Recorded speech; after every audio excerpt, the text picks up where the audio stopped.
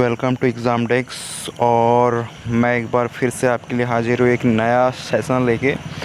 तो चलो स्टार्ट करते हैं। आज का पहला क्वेश्चन है कि सभी अम्ल धातुओं से प्रतिक्रिया कर कौन सी गैस निकालते हैं। इसमें 4 ऑप्शन दिए हुए हैं, हाइड्रोजन, नाइट्रोजन, ऑक्सीजन तो क्लोरीन। तो इसका सही आंसर होगा क्या, हाइड्रोजन।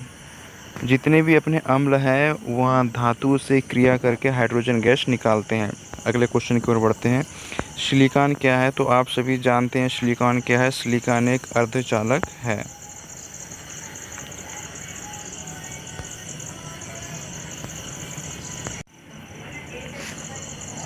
अपना अगला क्वेश्चन है कि टाइफाइड से शरीर का कौन सा अंग प्रभावित होता है। तो आप सभी जानते हैं कि टाइफाइड से जो हमारे शरीर का कौन सा अंग प्रभावित होता है, तो यह होता है आंत।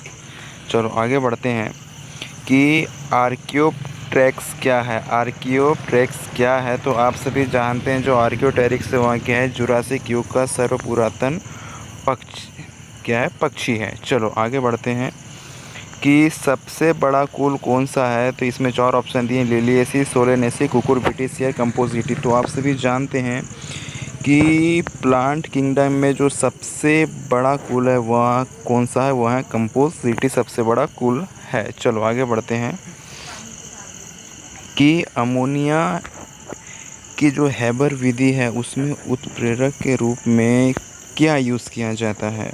तो आपको बताना है कि जो अमोनिया की हैबर विधि है उसमें उत्प्रेरक के रूप में हम लोहे का यूज़ करते हैं। चलो आगे बढ़ते हैं कि हमारे शरीर की सर्वाधिक प्रबल अस्थि कौन सी होती है। तो आपको बताना है कि जो हमारे शरीर की सबसे मजबूत अस्थि होती है वह कौन सी होती है, वह होती है अपने जबड़े में।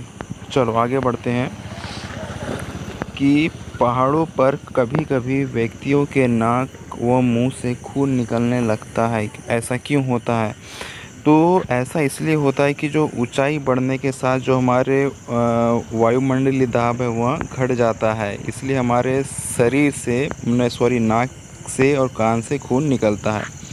आगे बढ़ते हैं कि चिल्लाते समय व्यक्ति हमेशा हथेली को मुंह के समीप रखते हैं, क्यों। आपने अक्सर देखा होगा अपने आसपास की, जब आप कभी चिल्लाते हैं तो हथेली को अपने मुंह के पास रखते हैं, ऐसा क्यों होता है। उस स्थिति में ध्वनि ऊर्जा सिर्फ एक दिशा में इंगित होती है, इसलिए हम ऐसा करते हैं। चलो आगे बढ़ते हैं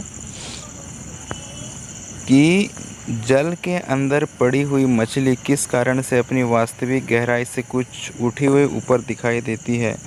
इसका क्या कारण है, इसका कारण है अपना प्रकाश का अपवर्तन। चलो आगे बढ़ते हैं। अपना अगला क्वेश्चन है कि जंतु तथा उसके आसपास के वातावरण संबंधी अध्ययन को क्या कहते हैं। तो आप सभी जानते हैं कि जंतु तथा उसके आसपास के वातावरणीय संबंध को हम क्या कहते हैं, पारिस्थितिकी कहते हैं। अपना अगला क्वेश्चन है, बीज फूलते हैं जब जल में रखे जाते हैं, ऐसा क्यों। कि जब हम बीज को जल में रखते हैं तो वह फूल जाते हैं, तो ऐसा इसलिए होता है, वह होता है अंतःशोषण के कारण।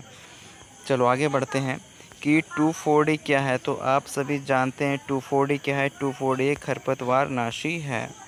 हाँ, चलो आगे बढ़ते हैं कि डॉक्टर, चित्रकार, शिल्पकार आदि के द्वारा उपयोग किए जाने वाले कैल्शियम सल्फेट का लोकप्रिय नाम क्या है। तो जितने भी डॉक्टर, चित्रकार हैं तो वह कैल्शियम सल्फेट का यूज़ करते हैं, तो उसका क्या नाम है, आप सभी जानते हैं। उसे हम क्या कहते हैं, उसे हम प्लास्टर ऑफ पेरिस कहते हैं। हाँ, चलो अब आगे बढ़ते हैं कि मिथाइल अल्कोहल का रासायनिक सूत्र क्या है। तो आप सभी जानते हैं मिथाइल अल्कोहल का रासायनिक सूत्र है वह है CH3OH, और जबकि C2H5OH क्या है, यह एक एथिल अल्कोहल है। चलो आगे बढ़ते हैं कि एक सांवली त्वचा का व्यक्ति गोरी त्वचा के व्यक्ति की तुलना में क्या होगा, यह अधिक गर्मी तथा कम सर्दी का अनुभव करेगा। चलो आगे बढ़ते हैं कि 1 किलोबाइट किसके तुल्य होता है। ये बहुत इजी क्वेश्चन है, आप सभी जानते हैं 1 किलोबाइट 1024 बाइट के समतुल्य होता है। चलो, आग के संकेंद्रण में क्या होता है, आपको बताना है। जो आग के संकेंद्रण में क्या होता है, इसमें होता है कि रेटिना आगे पीछे की ओर गति करता है। अपना अगला क्वेश्चन है कि जिस सिद्धांत पर ऑप्टिकल फाइबर काम करता है वह क्या है। आप सभी जानते हैं कि जो अपना ऑप्टिकल फाइबर है वह पूर्ण आंतरिक परावर्तन के सिद्धांत पर कार्य करता है।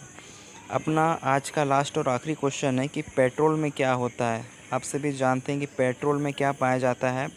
पेट्रोल में कार्बन और ऑक्सीजन पाया जाता है।